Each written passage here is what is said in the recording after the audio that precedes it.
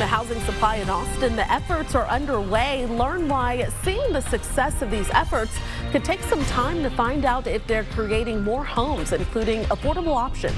A train derails, crashing into a building, leaving train cars scattered in West Texas.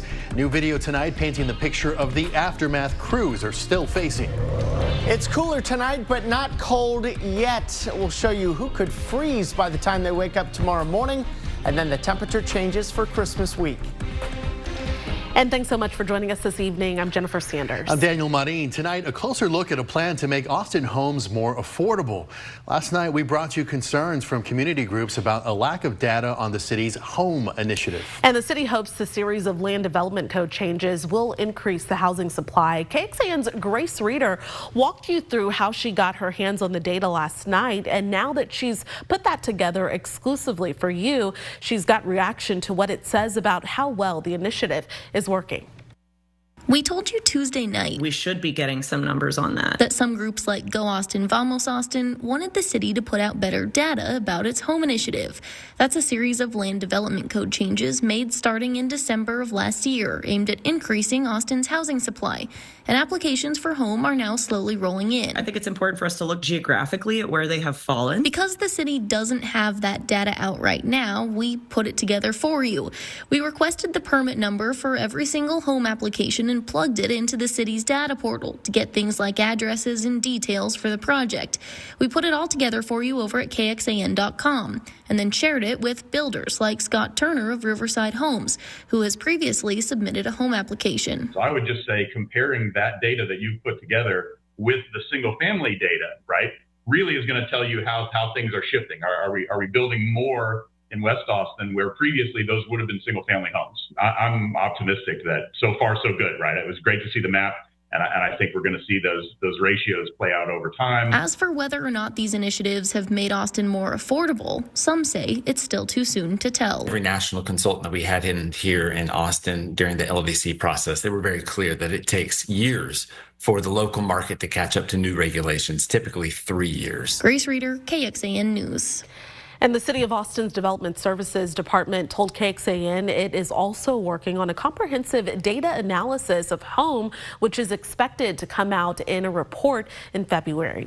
And the home initiative comes in 2 phases. The first part allows up to 3 units to be built on some single family lots and allows tiny homes to be considered one of those units.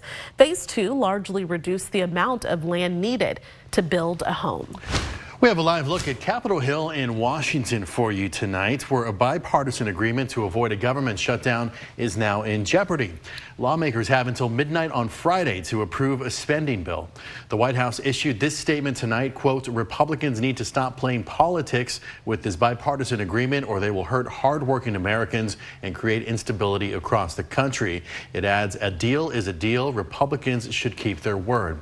Now, this proposal is now in question after President-elect Trump and Vice President-elect Vance put out a statement slamming some of the short-term spending bill's add-ons. And it would fund the government through March 14th and includes $100 billion in disaster relief for Hurricanes Helene and Milton. Also a cost of living adjustment for lawmakers, along with money to rebuild Baltimore's collapsed Key Bridge. It includes $10 billion to help farmers. And some Republicans echo the president-elect's concerns that too much is crammed into this bill. Now, some action that did happen in Congress. The Senate passed the National Defense Authorization Act. The $895 billion bill sets the budget for the Defense Department, and it includes a ban on coverage for gender-affirming care for transgender children of military service members. Democrats led an unsuccessful push to remove that ban. Republican House Speaker Mike Johnson praised the ban, saying the bill is meant to prioritize military lethality, not radical woke ideology. The House Ethics Committee report on former Congressman Matt Gaetz could be released soon. NBC News has learned the committee secretly voted to release the results of its investigation into Gaetz. The group of lawmakers looked into allegations of sexual misconduct and illicit drug use. Gaetz denies the accusations and has never been charged. He was President-elect Trump's pick for Attorney General and resigned his House seat to pursue the job. Gaetz then withdrew his name from consideration when it became clear clear. He didn't have the votes to be confirmed. Chief Meteorologist Nick Bannon joining us now, and it is cooler out there tonight than last night. Yeah, we're in the 50s outside now. Last night at this time, most of us were still in the 70s. Of course, we had 2 days of 80s leading up to today, but our morning cold front changed that. We had highs only in the 60s today, which is where we should be. And then 50s and 40s now. Look at those mid 40s in parts of the hill country. One thing we're going to be watching closely for the next few hours is the wind. The lighter the wind gets, the colder we can get by tomorrow morning. If the wind stays in this 5 to 10 mile per hour range for most of us, which is not super strong, but strong enough, it generates some mixing in the atmosphere that keeps temperatures from dropping as cold as they could without the wind. Clear skies is one of the ingredients you need for a chilly night, and we've already got that, and we'll stay clear the rest of the night. We're thinking overnight lows in Austin get down to 40, but there will be some parts of Central Texas that drop to freezing or below tomorrow morning. We'll show you the areas most likely to see that as we track cooler sunshine to end the work week and 70s by Christmas. All right, Nick, thank you very much. One person is dead and 4 others are hurt after a train derailed in Pecos near Odessa. The train ended up hitting a Chamber of Commerce building.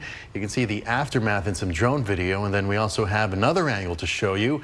Video on the ground showing the derailed train cars.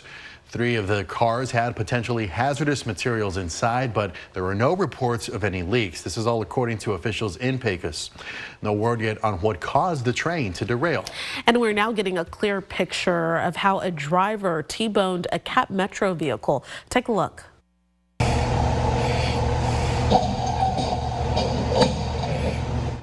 A KXAN viewer shared this video with us. It shows a white car driving through the intersection, then striking the Cap Metro van, which then clips the hood of the 3rd car, leaving multiple people injured.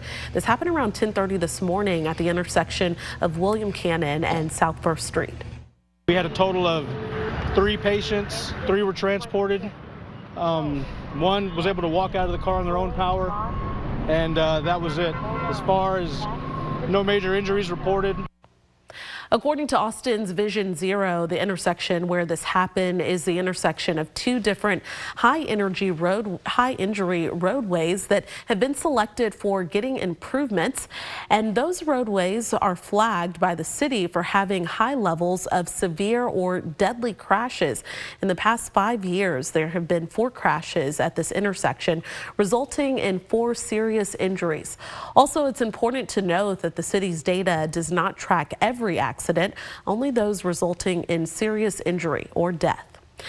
The state's main energy grid operator, ERCOT, says to keep the lights on, the state will need to double the amount of power it produces in the next 5 years. So one solution to increasing energy production could come from hydrogen. Researchers in Austin are studying cleaner ways to produce the element and different ways to use it. A report from the Texas Hydrogen Production Policy Council is urging state lawmakers to help increase hydrogen production. It's recommending the state adopt an all-of-the-above energy approach to reach that goal. If we want to position Texas as the global leader of hydrogen, then Texas needs to have as much of that clean power as possible. And the report also recommends the state encourage expanding the hydrogen infrastructure, like more pipelines. Lack of infrastructure is a challenge the industry is currently facing. Investors hope for a better day tomorrow on Wall Street. Today, U.S. stocks sank to their 2nd worst loss of the year, dropping more than 1,100 points. The decline was the Dow's worst since August, and it comes after the Federal Reserve announced another interest rate cut, but signaled it may deliver fewer rate cuts in 2025 than earlier thought, 2 rather than 4. The city of Kyle is asking people to avoid contact with a growing number of feral hogs showing up around the city. The Kyle Parks and Rec Department says the city is working to tackle the hogs' increased presence and minimize their impacts on public land and ecosystems. Now, feral hogs can be aggressive, so officials recommend maintaining a safe distance. They also say not to feed the hogs, chase them, or corner them. And if you do see one, just remain calm and slowly back away. Also secure any trash or other food sources to avoid attracting them. Okay, let's take a live look at the UT Tower. The building is going to have a new look next year. That's when scaffolding will start going up in January. So this is part of the restoration project that includes decluttering the top of the tower, improving the systems to prevent people from falling from it, as well as renovating the observation deck. The tower has been around since 1937, and the picture on the far right is a rendering of what the building could look like when the work is done in 2027. It does show a brighter stone and enhanced golden clock face and bright gilding on windows and the top of the tower. We have an update tonight on efforts against the dangerous drug xylazine, also known as Tranq. It first turned up in Travis County in August of last year. And it's an opioid-like drug, and officials feared it would eventually become more widespread. Our Sam Stark talked to local leaders as well as Senator Ted Cruz about efforts to stay on top of the substance in Texas and beyond. Our medical examiner's team, Dr. Pinkert and his team, confirmed the first overdose deaths with xylazine. This is from a 2023 Travis County press conference called after xylazine, a drug commonly used to sedate animals, was detected in the autopsy of 5 people. Since then, Travis County Judge Andy Brown said cases have stayed stable. We have about 10 cases in 2023. So far in 2024, something around 10 cases as well. So it's not something that is increasing in the way that fentanyl was when it hit the streets. Tranq is known to produce an opioid-like high. Mixed together with fentanyl, it increases the effects, according to reports. But unlike fentanyl, it doesn't respond to naloxone or Narcan, which reverses opioid overdoses. We had never seen it before, and we were right in the middle then of the crisis where fentanyl was skyrocketing. And so to have another drug that frankly doesn't seem to respond to Narcan was really scary to us. I hope Tranq does not continue to rise, that we succeed in turning it around, because it is a dangerous, dangerous drug. It is a horrible drug. Since 2023, U.S. Senator Ted Cruz introduced 2 pieces of federal legislation in hopes to stop the spread of xylazine nationwide and in Texas. The second of the 2, the Stop Tranq Act, introduced with Virginia Senator Tim Kaine, bolsters the Department of Defense's role in countering international drug trafficking. The act was just secured in the National Defense Authorization Act and set for President Biden's signature, a win for Senator Cruz, whose personal history fuels his motivation to curb overdose deaths. My older sister, Miriam, died of a drug overdose. And there's not a family in Texas and across the country that has not been touched in some way. This is tragic, and we need to come together and we need to solve it. Sam Stark, KXAN News. And because Tranq is often mixed with other opioids, medics recommend administering naloxone or Narcan no matter what if it appears a person is having an opioid-related overdose. And with that knowledge, it is important to know where you can get help. Austin and Travis County launched an opioid resource hub to fight overdoses. It provides online options for local treatment, where you can find Narcan, and much more. We have a link to that resource in this story at KXAN.com. The Department of Justice is suing CVS and claims the pharmacy chain filed prescriptions for dangerous quantities of opioids and dangerous combinations of drugs. The DOJ says CVS violated the Federal Controlled Substances Act. The lawsuit also shows CVS billed federal health insurance programs for the prescriptions, contributing to a nationwide epidemic of opioid addiction and overdose. In a statement to news outlets, CVS said it has cooperated with the DOJ's investigation for more than 4 years now. All right, it's officially a week until Christmas and the start of Hanukkah, and we are cooling down, but not cooling down to colder weather, but kind of where we should be, you were saying. I know, yeah, 80s the last couple of days. So our big cool down just brings us back to normal. Okay. Yeah. So, okay, it's something, right? We're at 54 right now in Austin. You could see a full 20 degrees colder in San Angelo right now. We think most of us will get down into the 30s as we begin tomorrow morning, but not necessarily Austin, which is usually one of the holdouts. So around 50 here at 11, and then there's your 40 to start your day. There'll also be a few spotty low 40s in our eastern counties, but widespread 30s in the hill country, and places like San Saba, Mason, maybe even Llano could get down to near or even briefly below freezing. So if you're still holding on to keeping those plants alive in the hill country. You still want to protect them again tonight. There could be some isolated 30s in parts of the metro and our eastern counties as well. I just think the widespread lower 30s will be restricted more to the hill country. Heading through the day, abundant sunshine, upper 50s to near 60 at noon. We'll head for the mid 60s in the afternoon with a high of 66 tomorrow. That'll be 2 degrees colder than today was, but without the wind, it may feel just about the same for you. And then we'll start Friday morning in the mid 40s, and then those numbers will end up around where we expect tomorrow to be. So mid 60s again before warmer temperatures come next week. The cold front that moved through this morning way offshore now for the most part, except parts of South Texas still dealing with a couple of leftover raindrops. Because it's so far away, the drier, cooler air continues to take over, and that's going to mean almost cloud-free skies for the next few days. The one exception would be some high thin clouds, but we zoom through Thursday and into Friday, and you're just not seeing any clouds showing up in our future weather models here because we just don't expect that there will be any clouds around. So a sunny day tomorrow and a sunny Friday, and your Friday night looks clear and dry. So we'll go with a high of 66 here tomorrow, a light north wind, and 66 again on Friday. There is going to be one more cold front, though, before the weekend. That one comes in Friday night. Not a huge impact with this one, but temperatures do drop a little bit on Saturday, down to 63 before we're back up to 66 with more clouds on Sunday. That same cold front will also bring our coldest morning of the week ahead in Austin down to 37 Saturday morning. Still not cold enough for our first freeze of the season, but it will be the coldest morning of the next week. Here's a look at our first morning weather 7-day forecast. Yes, winter begins officially Saturday morning at 3:21 a.m. That's astronomical winter, of course. And we've got the Texas game here in the afternoon. Should be nice for that. Low 60s and sunshine. Just more clouds around Sunday, but still dry 66. And then as we head into next week, we're back in the 70s again. Monday, Tuesday, and Christmas Day, Wednesday, low 70s. Also warm for the beginning of Hanukkah here Wednesday evening. There are some low rain chances on Tuesday, Christmas Eve day. Those chances drop from 20% Tuesday to 10% on Wednesday. This is KXAN Sports, brought to you by Thomas J. Henry. Good evening, all. Happy Wednesday. At first glance, Texas and Clemson may not have a ton in common other than a lot of the color orange. Good game for those of us where that's our favorite color. But dig a little bit deeper. Tigers quarterback Cade Klubnik is from Austin, a Westlake grad.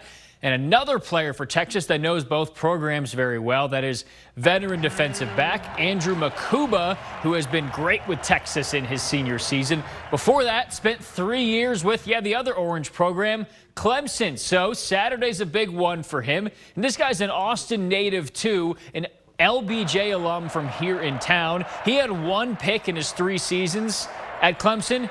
This season alone has 4 interceptions. So Saturday, going to be an interesting one for number 4. When it came back around and we were going to be playing Clemson, I think the guys were excited about that. They started screaming, it's the Makuba Bowl. It was a lot that took in for me going in the portal. I just felt like I just needed a reset in my life, just all around, not just football, but just life in general. And, I felt like that was the right time for me to make a move and try to find myself and find something to get me going, And I believe I found that, and I found myself now, as you can tell by how I've played this year. Yeah, at the same time, at the end of the day, we are trying to win. So at the end of the day, it's our business. But after the game, we cool again. Makuba, one of the veterans in this defensive back room for Texas that's from Austin. Also Michael Taft from Westlake and Jahdae Barron from Connolly. Jahdae Barron's known Andrew Makuba a while and has seen his growth in this program.